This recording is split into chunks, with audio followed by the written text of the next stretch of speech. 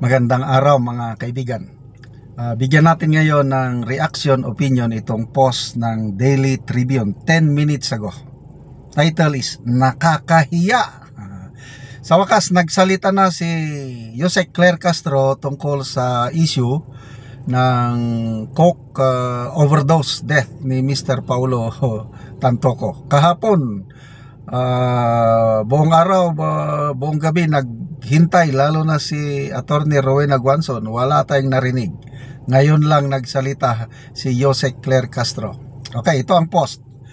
Palace spokes Claire Castro slams alleged political spin surrounding the death of Juan Paulo Tantoco, calling out those behind a fake police report and dragging grieving families into the spotlight.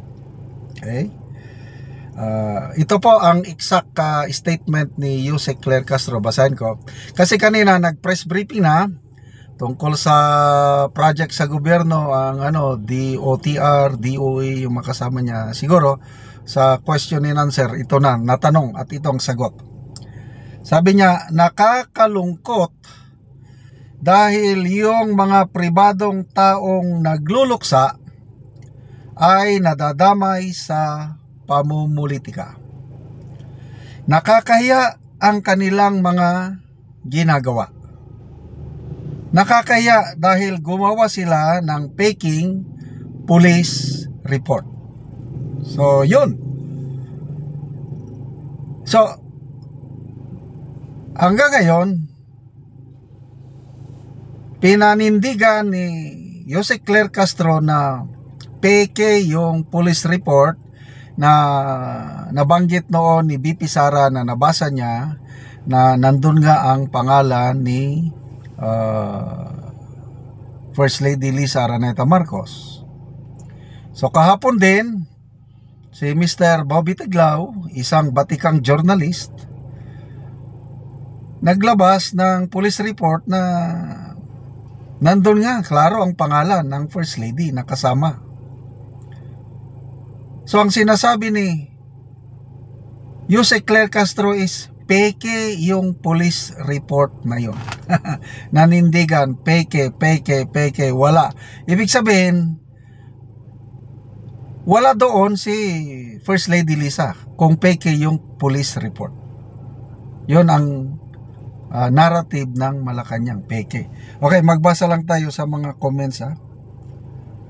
At least nagsalita na sila. Mas maganda ito na nagbigay ng pahayag ang Palace Press Officer kaysa naman yung PCO Secretary na no comment. That's a private matter. Anong private matter na anyway, pag-usapan? Comments. Ay nako. Inagasi Nolyab, the defense of the attack dog. Ang corona, nag-iisang corona, attack dog, walang iba, para kay Yusek Claire Castro lang, sabi ni Attorney Rowena Guanzon. Boss Rex, sabi niya, og moingon pa na siya nga kanang ilang tutoy sa bongero maunay jud nay dako nga fake. Nagbisaya na. Yung issue ng sabongero, yun, fake daw yun. Marlene Casimero, stress na kayo si Auntie Claire ba? Siya tanang mo depensa. Alibon, NB, di nyo kayang patahimikin ang LA Police. Anyway, ganyan talaga ang politika. Ganon ang narrative nila. Bahala na ang taong bayan kung maniwala tayo na fake yung Ako, naniniwala ako na hindi fake yun. Kasi yung sinasabi ni Maharlika, sinasabi ni Dean Chase, si Dean Chase nandun, malapit, yung tirahan ni Dean Chase, malapit siya doon sa pinangyarihan ng disaster. Nag-investigate na siya. Ito ang lumalabas. Kaya ako, naniniwala ko sa police report na totoo yun. But kung sabi ng palasyo na fake, edi bahala na ang taong bayan kung kanino kayo maniniwala. Yan, Adrian Iskandor. Sinabihan pang fake news ang LA Police. It's Beverly Hills Police Department. Yun ang peke. According to Claire. RTU. Kaya kinuha ng palasyo yan dahil halang din ang sikmura. Sisiyo lang sa kanila ang magsinungaling at sanay na sanay sa pakapalan ng muka. Nads T. Hassan, fake police report ang LA report. Wow. Remy Uy, Lols, kau ang fake ante. Nabuang naman ka oy. Rene Renon, ante ang lakas mo makaparandan. Maria Vidal, nakakaya, ba't ang entourage ni First Lady may dalang paninghot? Yun, at nakaitim ka pa eh. ay. Yan, Romeo de la Cruz. Sigurado, damay na naman ang mga Duterte sa isyu na yan. Diyan magaling si Aling Clara. Oo, kasi sabi niya, fake news peddler daw si BP Sara. Nung nagsalita si BP Sara tungkol sa police report na nabasa niya na kasama doon si First Lady. So ngayon, sinuportahan ng police report, Beverly Hills Police Department report, siniwalat ni Mr. Bobby Tiglaw o Rigoberto Tiglaw. Kitang-kita doon kasama si First Lady sa mga tao nga nandun sa scene nung dumating ang pulis. So, fake yun. So, patunayan nila nga fake. O rito, kasuhan nila ngayon si Mr. Bobby Tiglaw kung ano siya ng fake. Diba?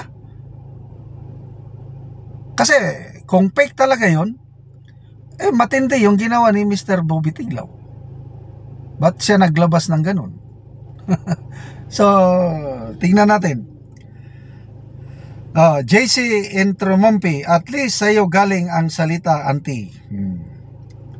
Anyway, ayun, huwag nyo nang hanapin si Auntie Claire dahil nagsalita na siya. Hintayin natin ang response. Sigurado, moresback si Attorney Rowena Guanzon. Pasok, Attorney Guanzon. Salamat mga kaibigan sa inyong pagsubaybay sa ating channel. Nakakatulong kayo sa tribong Talandig ng Bukidnon dahil ang income natin sa channel na ito is pantulong natin sa tribo. Namimigay tayo ng libreng yero at pako para makapagpatayo ng mas maayos na pamamahay o tahanan ang tribong Talandig. Panoorin nyo ang video na ito. Si tatay ang natagaan ng mga yero.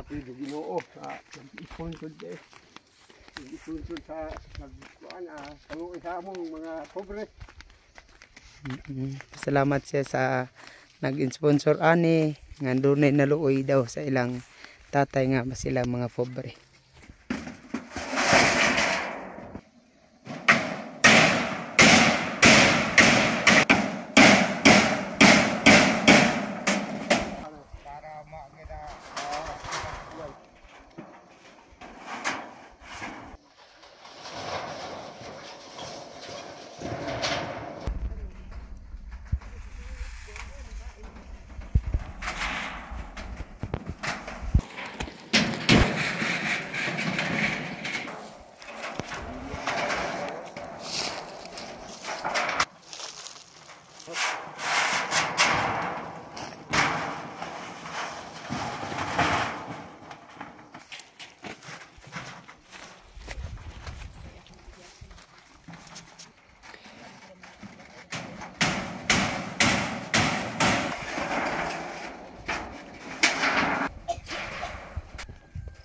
Managid ang balay ni tatay, nindot na gid siya nga tan-awon.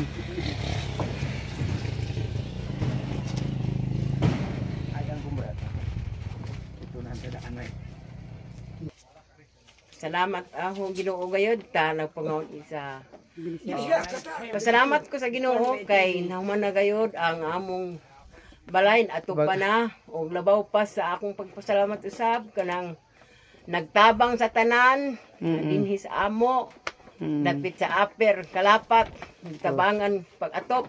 Oo. Dako gid namo nga pasalamat. Salamat ka, ante. Salamat kayo, sir. Oo. Yan mong kun.